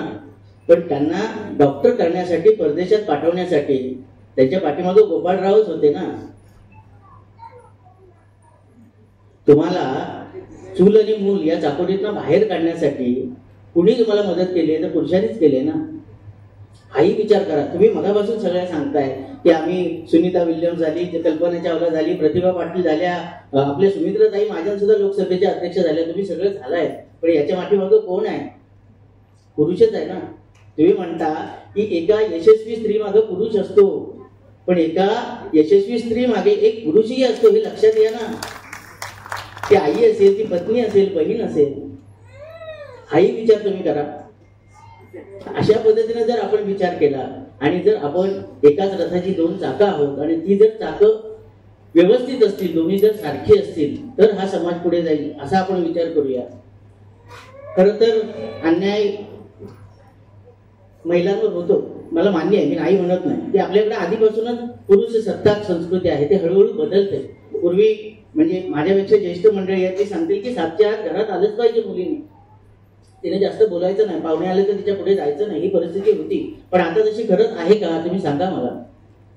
आज कोकणातल्या रत्नागिरी जिल्ह्यात 1000 पुरुषांमागे 1110 मुली आहेत. ही परिस्थिती कशामुळे आहे? तर आपल्याकडे असा, किमान आपल्या कोकणात तरी मगाशी मेयर मॅडम म्हणाल तशा, की त्यांचा अनुभव आपल्याकडे असं घडत नाही. पण उगीच कुठेतरी सोशल मीडियावर अन्याय होतोय असं म्हणण्यापेक्षा तुम्हाला काय वाटतं, पुरुषांवर अन्याय होत नाही? शाहीदभाई, पत्नी पीडित संघटनांची संख्या दिवसेंदिवस वाढते. खरंच माहिती घ्या, मेहर मॅडम आहेत, यादव मॅडम आहेत.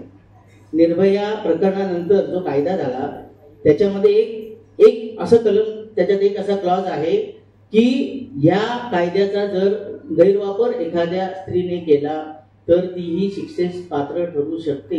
म्हणजेच काय, तर 498 हे जे कलम आहे, मेयर मॅडम किंवा यादव मॅडम अधिक सांगतील किंवा पुंगेरकर मॅडम सांगतील, त्या पत्रकार पण आहेत, वकील पण आहेत. एक 498 या कायद्याचा गैरवापर केला जातो, पुरुषांना त्रास दिला जातो. त्यामुळे तोही विचार करा की प्रत्येक ठिकाणी पुरुषच चुकतो असं नाही.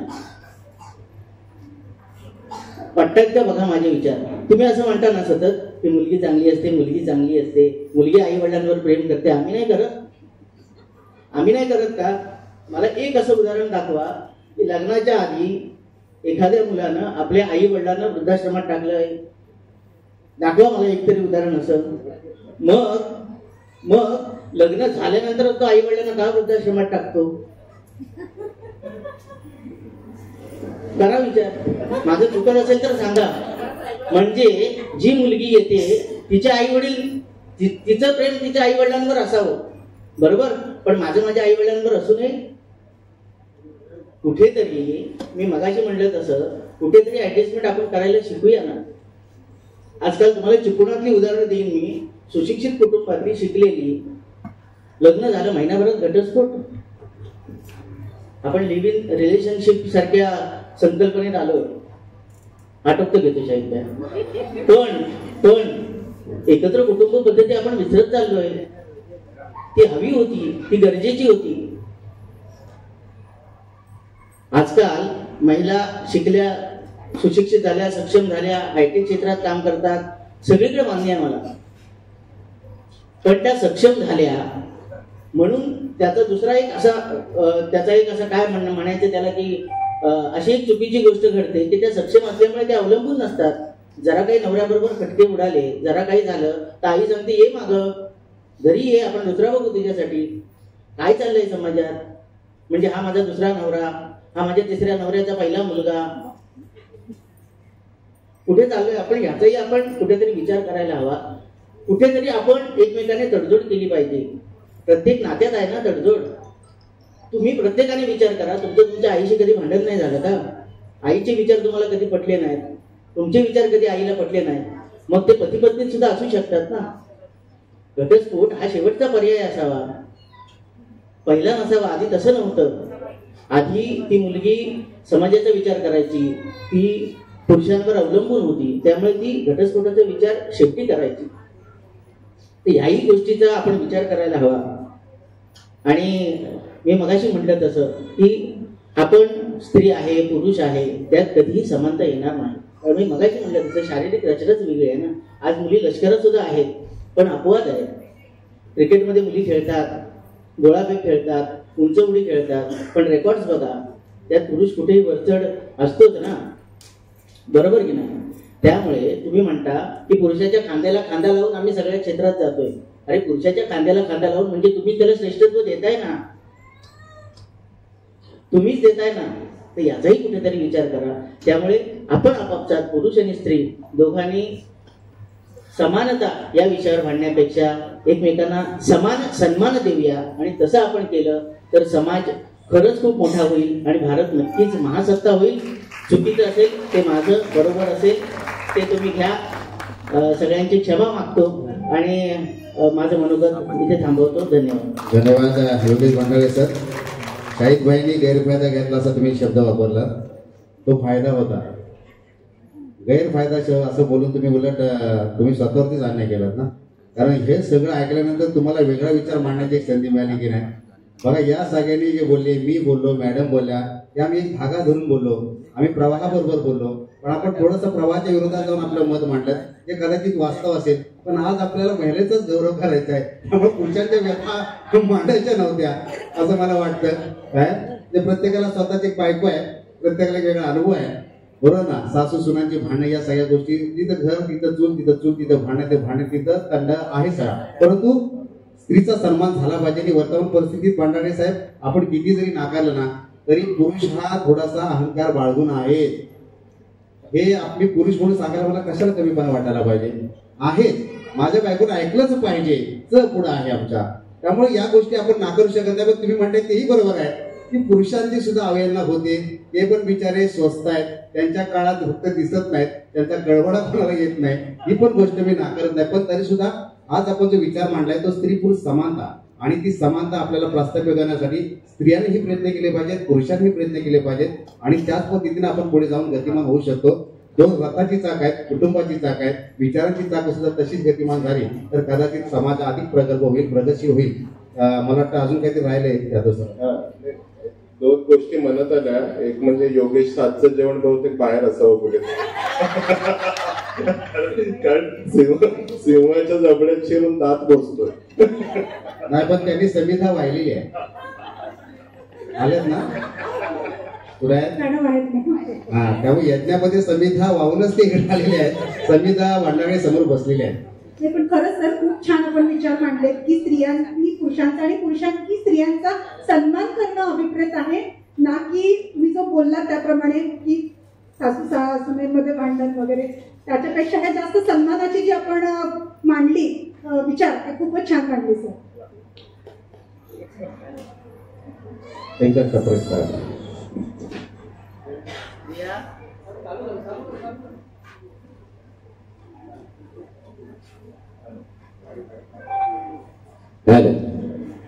एकच सांगतो फक्त, स्त्रिया सांगू शकतात की आमच्यावर अन्याय होतो आणि तुम्ही ते करता, आम्ही सांगू नाही शकत बाहेर जाऊन. ते दुःख आहे शाहीद. मी कसं सांगणार, मी पुरुष आहे ना, तुम्हीच म्हणते ना मी मर्द आहे, मी बाहेर सांगू नाही शकत माझी बायको मला घरात मारतात. मॅडम सांगतील मेहर माझी नाही मारत. एवढं खरं बोलायचं नसतं, एवढं खरं बोलायचं नसतं. तेच मी म्हणतोय, मेहर मॅडम सांगतील, यादव मॅडम सांगतील, पवार मॅडम अशा केसेस आहेत की फक्त महिला त्रास देतात असं मारतात, पण ते सांगू शकत नाही बाहेर, कारण काय आम्ही मर्द असतो ना. नाही मला वाटतं भांडारे यांच्या भावना उफळून जास्त येण्यापूर्वी आपण या ठिकाणी हा चर्चासत्र आहे तो समारोप केला पाहिजे. आजचं चर्चासत्र खरोखर अतिशय चांगल्या पद्धतीने झालं. मी मागाशी काय म्हटलं ते म्हणून मी भांडारेंना मागे ठेवलं होतं, कारण ते मला परत फोनवर बोलले साहेब असं एकाचे असं चर्चासत्र नको, अशी डिबेट व्हायला पाहिजे. डिबेट म्हणजे काय भांडण करायचं नाही, तर तसं नाही. पण त्यांनी खूप चांगल्या पद्धतीने विचार मांडले. वेगळा विचार पाहिजे, कारण नुसतंच आपलं शाकाहारी शाकाहारी शाकाहारी समानता समानता आतल्या वेदना पण कधीतरी बाहेर पडतातच ना, है ना. आणि प्रत्येकाकडे शस्त्र आहे. तुमच्याकडे पत्रकारितेचे क्षेत्र आहे, माझ्याकडे साहित्याचं कवितेचे क्षेत्र आहे, शायरीचे क्षेत्र आहे. तुमच्याकडे इंजेक्शन मी काय करू शकत नाही, पण तुम्ही सगळ्यांना चांगली औषधं दिली पाहिजेत आणि सगळ्यांना स्त्री पुरुष समानतेने तुम्ही वागवलं पाहिजे. म्हणून खरं तर ही आता त्यांनी सांगितलं 1000 पुरुषांमागे 110 म्हणजे 1110 स्त्रिया या आपल्या इथे आहेत. म्हणजे रेडकर सरांसारख्यांचं फार मोठं योगदान असं मला वाटतंय ना. जे आहे ते आहे. म्हणजे रिडकर सरांसारखे या ठिकाणी प्रसूती क्षेत्रामध्ये काम करणारे आमचे वैद्यकीय अधिकारी किंवा डॉक्टर्स आहेत, म्हणून हे प्रमाण आपलं आहे. आणि कोकणाला जो अभिमान, जो गौरव प्राप्त झालाय तो मला वाटतं रिडकर सरांसारख्याच डॉक्टरांमुळे झालेला आहे, हे आपण मान्य केलं पाहिजे. आणि म्हणून तुम्ही आज या ठिकाणी आलात रिडकर सर, आणि खरं तर तुम्ही आलात म्हणून खऱ्या अर्थानं खूप चांगल्या पद्धतीने अजून चर्चासत्र झालं सगळ्यांनीच. म्हणजे प्रत्येकाने इतकं जबरदस्त बोलले की जसं की आपण फार प्रिपेअर होऊन वगैरे आलोय, फार मोठे काही तयारी केली अशा पद्धतीने आपण विचार मांडले. आणि खरोखरच आज चर्चासत्र आहे ना, बंद कसं पूर्ण रेकॉर्ड केलंय ना, हा कटचेट करणे का नाही, टाळणे का, सगळ्यांनी बघू द्या काय झालंय ते. आणि म्हणून आपल्या सर्वांचा पण आभार व्यक्त करतोय. तुमचा सगळ्यांचा सन्मान झाला पाहिजे आणि तो सन्मान आपण या ठिकाणी करतोय. वास्तव आणि इतकं सत्य आहे की ते जे म्हटले की लग्नानंतर आई वडिलांना बायको आपल्या आई वडिलांना महत्वाचं बोलतं माहिती, जी घरात आलेली गृहिणी असते आपल्या आई वडिलांवर प्रेम करते, तेवढी सासू सासऱ्यावर प्रेम करते का, हा प्रश्न फार ऐरणीवरचा आहे ह्याच्यामध्ये. कारण जर तुला नवरा चालतो, नवऱ्यापासून सगळा संसार सुखाचा करायचा असतो तुला, मग तो सुखाचा संसार करायला कारणीभूत झालेला जो नवरा आहे, तो नवरा तुझ्या ताब्यात देणारी बाई का तुला चालत नाही. तिला घरात हुसकून लावायची वेळ का आणली जाते. तुमच्या आईला जर तुमच्या भावजाईने हुसकून लावलं तर चालेल का, हा एक प्रश्न आहे. आणि आज इथपर्यंतच आपण पोचलेलो आहोत पंडागळे सरांच्या आणि आपल्या सगळ्या वक्तव्यामधून. माणसाने माणसाशी माणसाप्रमाणे वागावं हीच समानता आहे, आणि ती आपण आपल्या प्रत्येकाच्या घरात आई म्हणून रुजवूया, बहीण म्हणून रुजवूया, आणि आपला समाज आपण छान असा घडवूया. छान प्रत्येकाने जे आज विचार मांडले डायसवर, अतिशय छान. स्त्रियांबरोबर पुरुषांनीही एम्पॉवर होण्याची गरज आहे. स्त्रियांनी पुरुषांचा आणि पुरुषांनी स्त्रियांचा आदर राखणं गरजेचं आहे. एकमेकांना सन्मानपूर्वक वागणं गरजेचं आहे. आणि विक्टिम कार्ड न वापरणं किती गरजेचं आहे. अशा बऱ्याच विचारांवर विचारमंथन झालं आणि खूप छान मेसेज मिळाला आणि खूप छान. मी सर्वांना खरंच परत एकदा धन्यवाद देते की आपण चर्चाही केली, डिबेटही केलं आणि वास्तवतेचं उदाहरणही सर्व समाजापर्यंत मांडलं. खूप छान, खूप छान. आणि खरंच मनापासून पुन्हा एकदा तुमचे सगळ्यांचे आभार. थँक्यू. आणि या नोटवरती आपण नक्कीच, मला असं वाटतं की तुम्ही पुढाकार घ्यावा, पण अशी चर्चासत्र वारंवार यतीन जाधव सर झाली पाहिजेत. तुमच्याकडे तर अनेक संस्था आहेत, नाही त्यांच्याकडे पुढे दाखवा नका. तुम्हाला यतीन जाधव सर, तुम्ही अनेक संस्थांवरती काम करता काय, त्यामुळे तुम्ही जर एखाद्या महिन्यातून तुम्ही घेतलं, कधी नैना पवार मॅडम आहेत, आमच्या मॅडम तर काही नेहमी असतात, स्वप्ना यादव मॅडम, तर आपण एक चर्चा तर घेत राहिलं पाहिजे. म्हणजे भांडणाऱ्याच्या भावना अधिक जास्तपणे लोकांपर्यंत मांडण्याची संधी मिळेल असं मला वाटतं. त्यामुळे पुन्हा एकदा आपल्या सर्वांचा आभार आणि आपल्या सर्वांचा सन्मान या ठिकाणी केला जात आहे. मी सर्वप्रथम रिडकर सरांचा या ठिकाणी सन्मान करण्याची विनंती करतो. आदरणीय माधव मॅडम, आपल्या शुभास्ते डॉक्टर रिडकर सर यांचा या ठिकाणी आपण सन्मान करावा. आणि समोरच्यानी मगापासून ऐकलंय, आता फक्त टाळ्या वाजवा.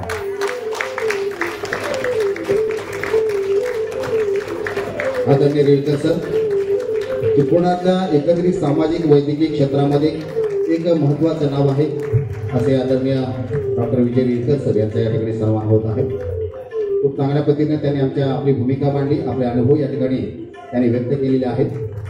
त्यांचा सन्मान भारतीय संविधानाची प्रत, एक सन्मान चिन्ह आणि एक पुष्प देऊन या ठिकाणी त्यांचा सन्मान केला जात आहे.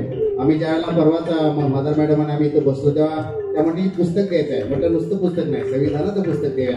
म्हणजे खऱ्या अर्थानं आजचा दिवस, आजचं चर्चासत्र या ठिकाणी सार्थकी लागलं असं मला वाटते. आणि ज्याच्यामध्ये संविधानामध्ये सगळे अधिकार आणि कर्तव्याची त्या ठिकाणी आपल्याला पेरणी झालेली पाहायला मिळते. यानंतर आदरणीय स्वप्ना यादव मॅडम यांचा या ठिकाणी सन्मान होईल. त्रिपुरनगरी पतसंस्थेच्या सन्माननीय सीईओ यांचा सन्मान लोटे मॅडम, आपण आपल्या शुभहस्ते आदरणीय स्वप्ना यादव मॅडम यांचा सन्मान करायचा आहे.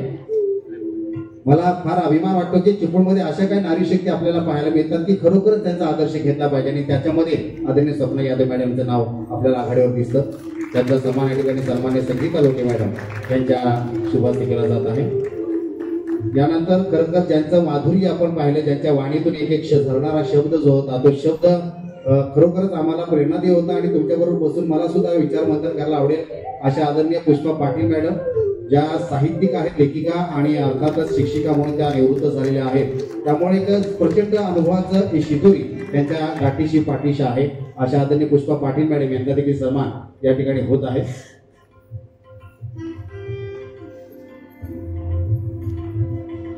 मिनल गुरव आपण आपल्या शुभास्ते मिनल गुरव मॅडम आपल्या शुभास्ते आदरणीय पुष्पा पाटील मॅडम यांचा या ठिकाणी आपण सन्मान करायचा आहे. खरंच तुमच्या मुखातून पुष्पच आम्हाला त्या ठिकाणी उधळताना पाहायला मिळाली आणि एक आदर्श होत असे व्यक्तिमत्व आदरणीय पुष्पा पाटील मॅडम यांच्या ठिकाणी सन्मान होत आहे.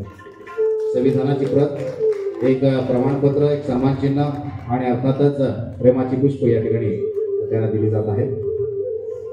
मादार मॅडमने अतिशय खूप चांगल्या पद्धतीने नियोजन केलेलं आहे आणि प्रत्येकाचा सन्मान व्हावा हा त्यांचा अट्टहास आणि त्या पद्धतीनं एक चांगलं नियोजन देखील आपल्याला पाहायला मिळते. यानंतर डॉक्टर यतीन जाधव यांचा या ठिकाणी सन्मान केला जाईल.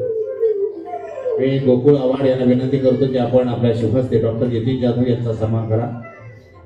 गोकुळ आव्हाड आपल्या शुभहस्ते डॉक्टर यतीन जाधव यांचा सन्मान करा. डॉक्टर यतीन जाधव यांची संवाद साधल्यानंतर अनेकांना अनुभव येत असेल. मी त्यांना नेहमी बोलतो की तुमच्याशी मी जास्त बोलत नाही कारण मला शुगर होण्याची दाट भीती वाटते. एवढे ते गोड बोलतात आणि खरोखर प्रत्येकाला समजून घेतात. त्यांच्याकडे येणारा प्रत्येक पेशंट असेल किंवा इतर कोण त्यांच्याकडे सल्ला घ्यायला आला तर त्याला ते खूप चांगल्या पद्धतीने प्रतिसाद देतात. अशा सन्मान्य आदरणीय यतीन जाधव सर.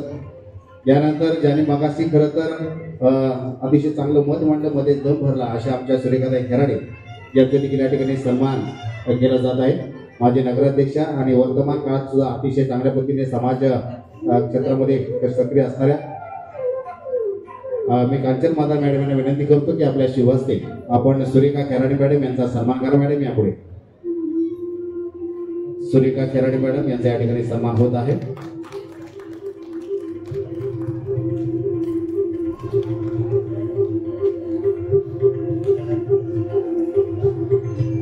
टाळ्या का वाजत आहे? धन्यवाद. यानंतर सन्मान्य सावंत मॅडम ज्या माध्यमिक विभागाच्या शिक्षण अधिकारी म्हणून कार्यरत आहेत जिल्हा परिषदेच्या, त्यांचा देखील सन्मान. संगीता लोटे मॅडम आपल्या शुभहस्ते आपण सन्मान्य सावंत मॅडम यांचा या ठिकाणी सन्मान करायचा आहे. मॅडम यांना पुढे, सावंत मॅडम पुढे या, त्यांना शोधायला नको. संगीता लोटे मॅडम यांच्या शुभहस्ते या ठिकाणी हा सन्मान होत आहे. सन्मान्य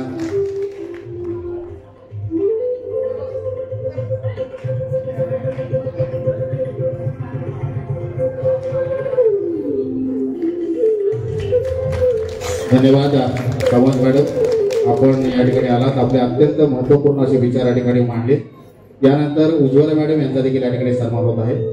उज्ज्वला मॅडमचा सन्मान करण्याची विनंती करतो मिनल गुरव मॅडम यांना. आपल्या शुभहस्ते आपण उज्ज्वला बगेरकर मॅडम यांचा आपण सन्मान करायचा आहे. याने देखील एक खूप चांगल्या पद्धतीने आपली भूमिका या ठिकाणी मांडली. परखड भूमिका आणि अभ्यासपूर्ण अशी भूमिका या परिसंवादात या चर्चासत्रात मांडली. त्या उज्ज्वला बगेरकर मॅडम यांचा या ठिकाणी सन्मान होत आहे. रत्नागिरी वैभवच्या संपादिका. यानंतर ॲडव्होकेट नैना पवार मॅडम यांचा देखील या ठिकाणी सन्मान होत आहे. मी गाडगी होर मॅडम यांचा या ठिकाणी सन्मान होत आहे. गाडगी होर मॅडम यांच्या शुभहस्ते नैना पवार मॅडम यांचा या ठिकाणी सन्मान होत आहे.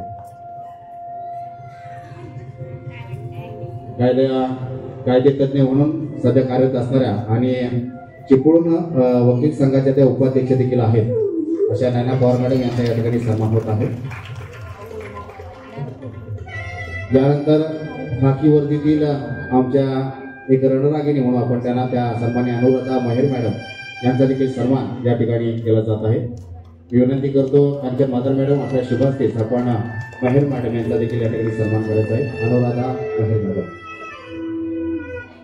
थँक्यू नैना पवार मॅडम.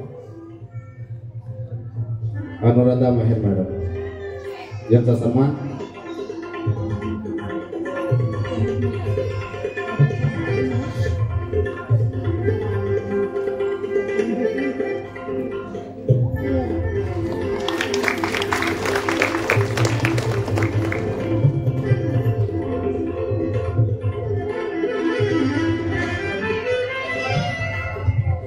धन्यवाद.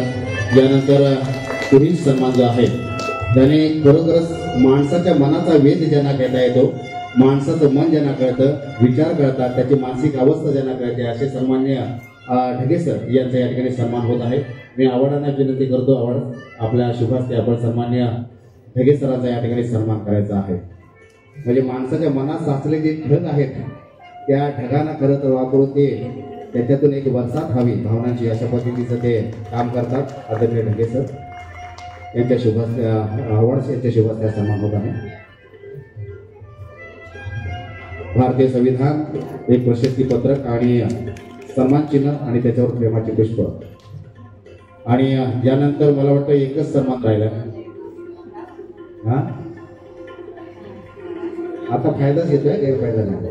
आमचे परममित्र, एक अत्यंत अभ्यासपूर्ण असं व्यक्तिमत्व योगीजी भंडागळे, जे एक चांगले लोककलावंत आहेत, भाषेचे अभ्यासक आहेत आणि त्यांचा सन्मान मला वाटतं यतीन जाधव सर आपल्या शुभ हस्ते पण आमच्या योगेश भंडागळेंचा सन्मान करावा.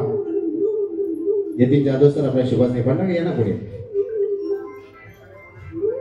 कसं आहे, आज तुम्ही जे काय बोललाय अनेक पुरुषांनी टाळ्या वाजवल्या असतात.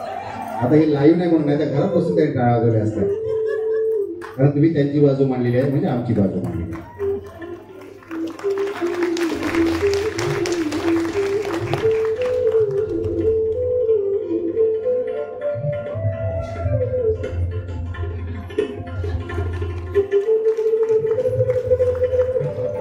धन्यवाद.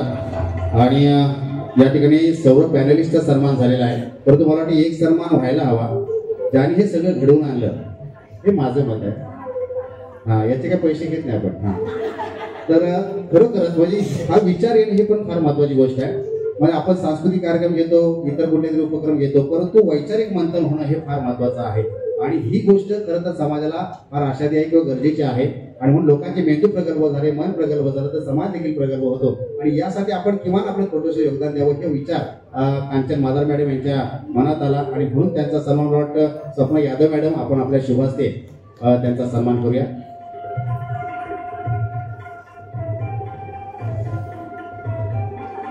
सगळ्यांनी या ना, सगळ्यांनी या. बघा, असं एका महिलेचा सन्मान झाला की दुसरी महिला पुढे येत नाही. आम्ही काय करायचं ना. हा, विनोदाने घ्या. या ठिकाणी अनेक महिला आहेत ज्या आपापल्या क्षेत्रामध्ये कार्य करतात. तिकडे आपल्या राजकीय सामाजिक क्षेत्रामध्ये काम करणारे आमच्या रश्मी गोखले मॅडम पासून राणी महाडिक मॅडम आहेत, आमच्या कीर्ती सावंत देसाई मॅडम आहेत, इकडं रंजिता फाउंडेशनच्या रंजिता होतारे मॅडम आहेत, मला नेहमीच चॉकलेट देणार आमच्या सीमा चाके मॅडम आहेत, आमच्या निर्मलाताई जाधव आहेत.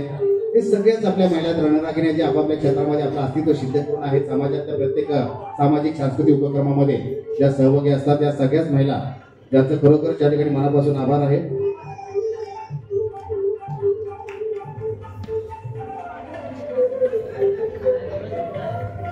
यामध्ये राणी माडी मॅडम, समिता भंडागे मॅडम, सीमाताई जागे, प्राजक्ता टकले मॅडम, ज्या शहराध्यक्ष शिवसेनेच्या संगीता हुमरे मॅडम, त्याबरोबर या सगळ्याच महिला ज्या या ठिकाणी उपस्थित आहेत, त्या सर्वांचं मी पुन्हा एकदा स्वागत करतो, आपले आभार मानतो. त्याचबरोबर या ठिकाणी आमचे पत्रकार मित्र सन्माननीय राजेंद्र कुमार शिंदे हे चौथ्या रांगेत बसून आपल्या मित्राचे बोल ऐकत होते. ते आमचे राजेंद्र कुमार शिंदे यांनी सगळं हे कार्यक्रम आपल्या कॅमेऱ्यामध्ये टिपलेला आहे. ते आमचे मित्र, आमचे नातेवाईक आदरणीय जमालुद्दीन बंदरकर सर, यांचे देखील मनापासून आभार. आणि ज्या ज्या लोकांनी या चर्चासत्रामध्ये एक श्रोत्याची अत्यंत चांगली भूमिका पार पाडली ते सर्व श्रोतेगण, कारण श्रोते नसतील तर भंडारे आपण किती बोललो तरी फायदा होत नाही. मात्र आपण सुद्धा अत्यंत चांगल्या पद्धतीने ऐकून घेतलं आणि नक्कीच त्याचा फायदा समाजात देखील असं आपल्याला आशा आहे. मला वाटतं एकत्रित चर्चासत्र आहे, एक ग्रुप फोटो आपण घेऊया आणि त्याच्यानंतर आपण हे चर्चासत्र संपूया. लगेचच पुढचा कार्यक्रम अर्थात फॅशन शो या ठिकाणी सादर होणार आहे. प्रत्येकाने संविधानाची प्रत एक हातात घ्यायला हरकत नाही. एक छानसा फोटो, हा फोटो खरं तर आपल्या सर्वांना भविष्यात प्रेरणा देत राहील. आणि असे चर्चासत्र झालं आहे, होतं आणि भविष्यात अशा पद्धतीचे पावलं अनेक लोक उचलतील यासाठी म्हणून हा फोटो फार महत्वाचा आहे.